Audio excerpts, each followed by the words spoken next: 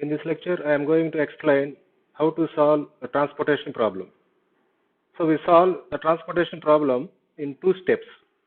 In first step, we find initial basic feasible solution by one of the available methods. So here we consider two methods, that is the least cost method and Vogel's approximation method. So by using one of these two methods, first we find initial basic feasible solution. Right. First, we consider least cost method or matrix minima method. In these two methods, that is in least cost method or another method that is Vogel's approximation method, the main point is to find the starting point. That is, we start with a cell. Cell means that is origin corresponding to destination. So we have to find the number of units to be transported from origins to destinations. So first we have to find from which origin to which destination we have to transport the units. That is the starting point. So that is the important point here. In the entire table or in the entire matrix, identify the least cost cell. So in the name itself, the method is least cost method or matrix minima method. So in the entire table, we identify the least cost and the corresponding cell. Suppose for the cell I comma j, the cost is least in the entire table. So then we consider that cell I comma j as starting cell.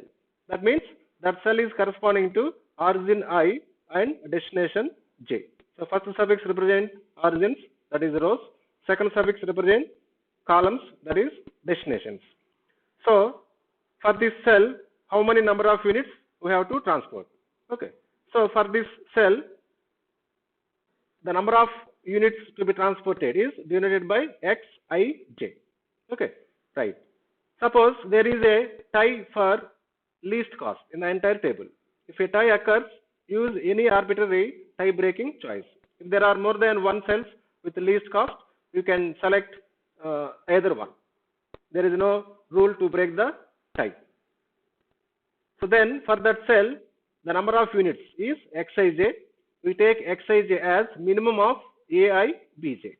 So this ai means number of units available at origin I. Bj means number of units required at destination j. So we take minimum of these two amounts. So that amount is to be transported from origin I to destination j. That is xij equal to minimum of ai bj. So here we have three cases. ai bj.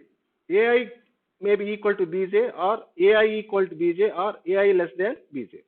First possibility, if ai is less than bj, then minimum of these two amounts is ai, that is xij equal to ai.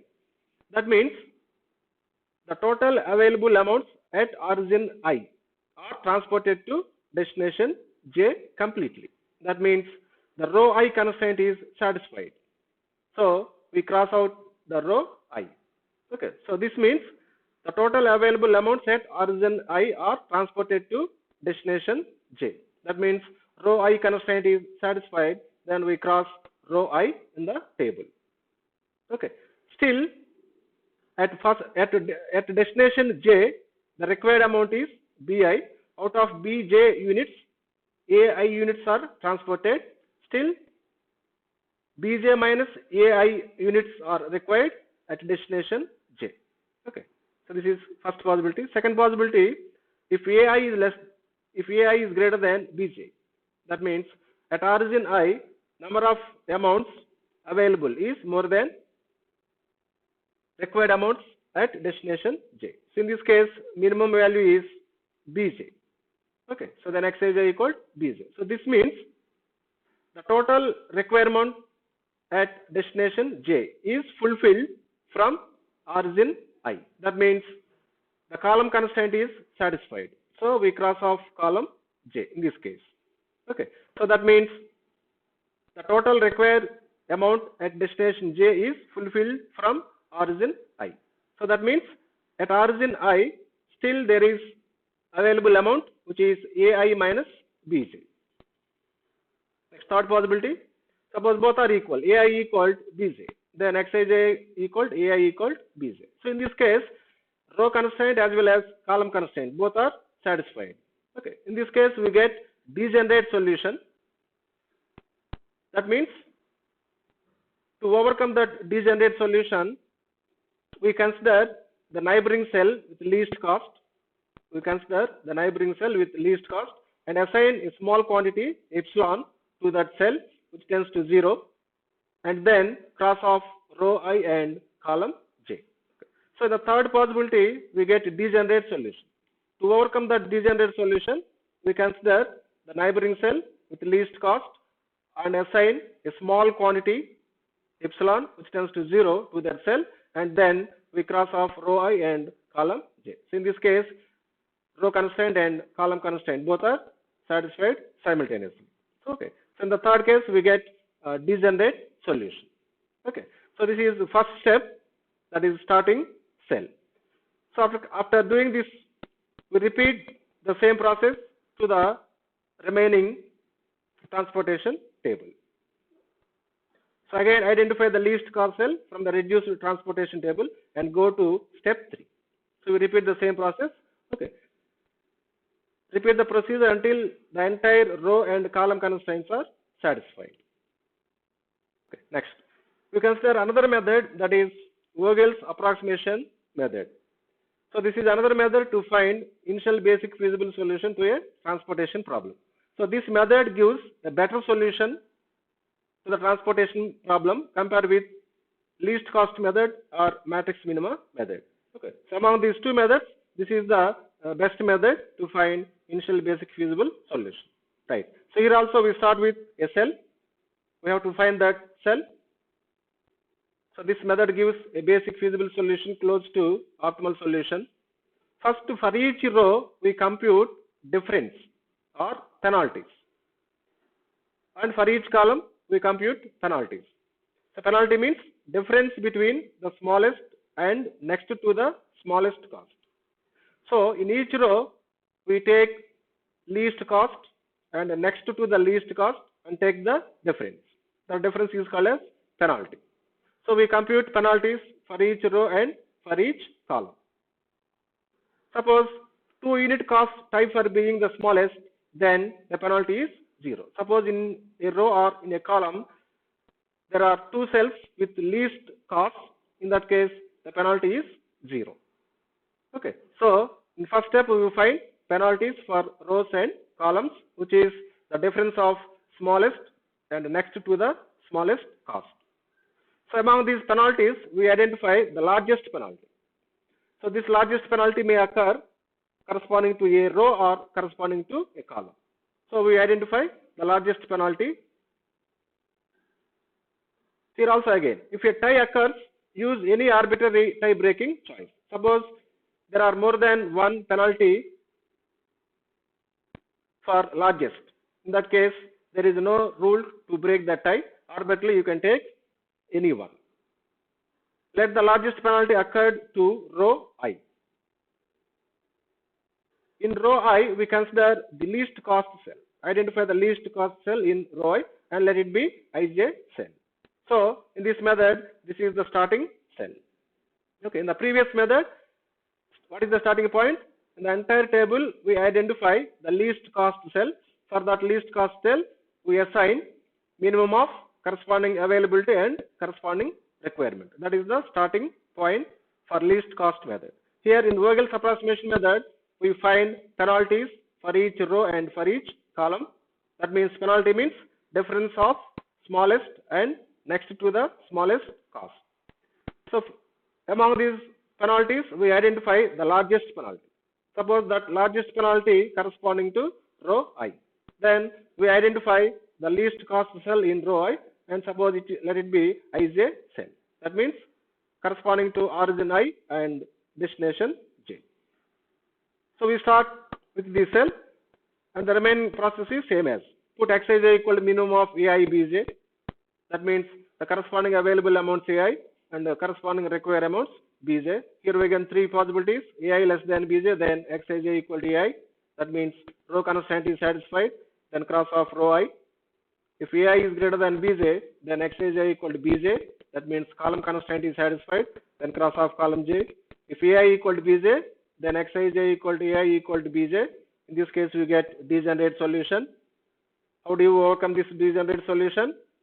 We identify the neighboring cell with least cost and assign a small quantity epsilon which tends to 0 to that cell, and then cross off row I as well as column j.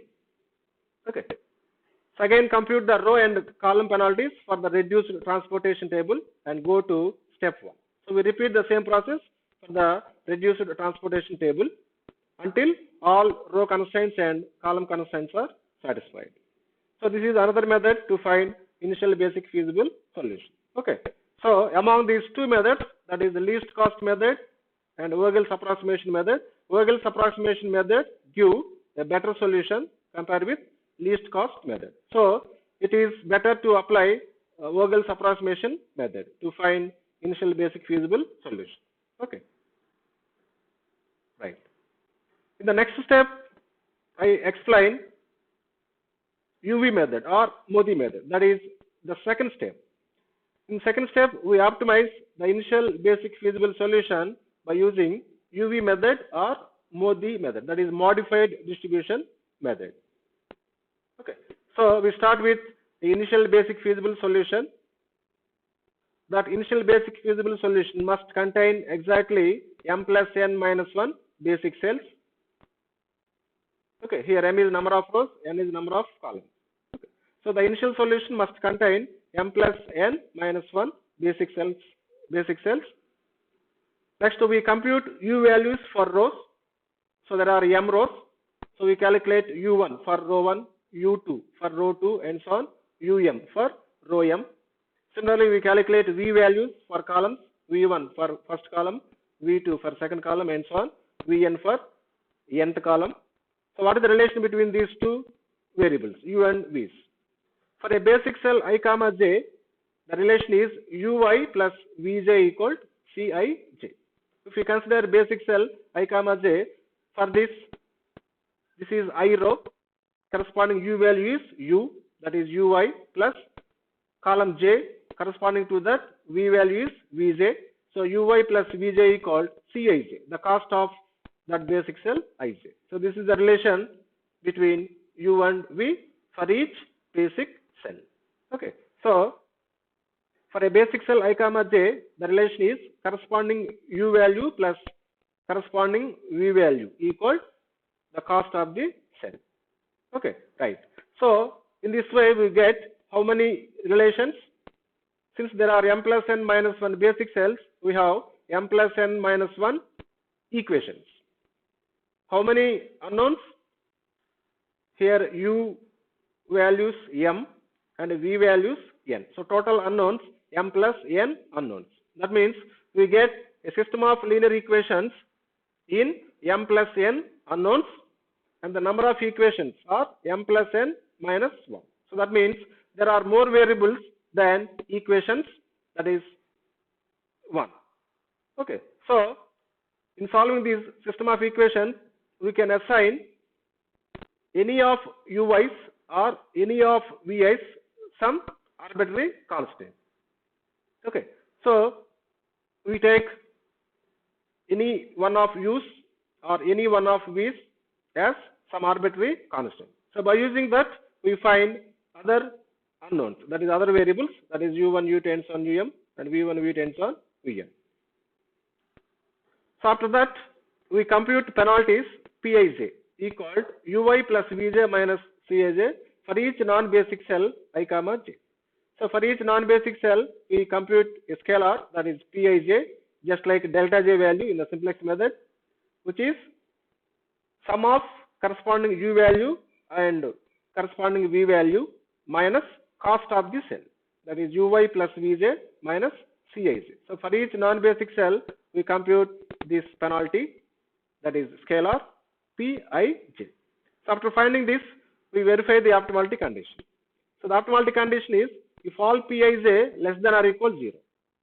If all these penalties for each non-basic cell is less than or equal 0, then the optimality condition is reached and the present solution is an optimal solution. Then the process ends here. So the optimality condition is all Pij less than or equal to 0. Otherwise means if at least one Pij greater than 0, then we have to improve the solution. How do you improve the solution? Similar process. We find a new basic feasible solution by replacing one of the basic cells by a non-basic cell. For that, we find maximum of positive penalties. So maximum of Pij such that Pij greater than 0. And the corresponding cell is taken as entering basic cell.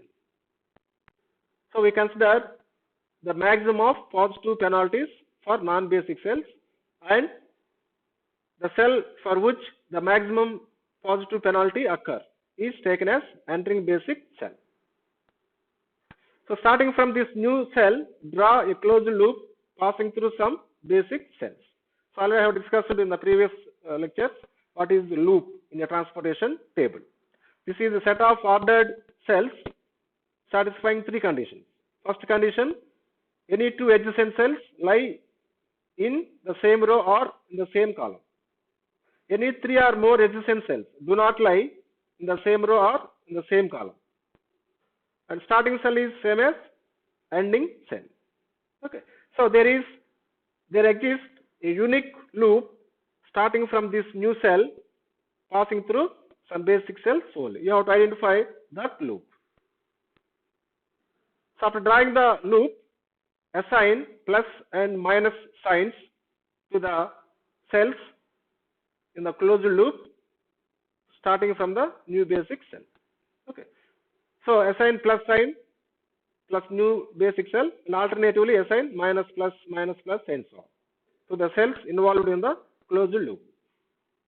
Next, among the negatively signed cells in the closed loop, we take the allocations and consider the minimum of those allocations.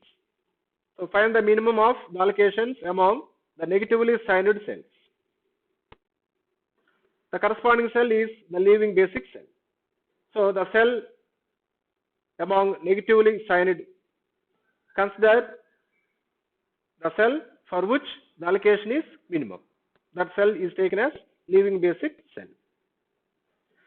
So we find entering basic cell and then leaving basic cell. Next, we find new basic solution.